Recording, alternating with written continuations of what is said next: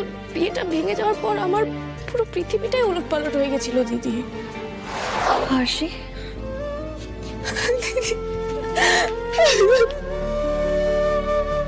কাঁদ বোন, কাঁদ। এতদিন ধরে এত কষ্ট বুকের মধ্যে চেপে রেখেছিস।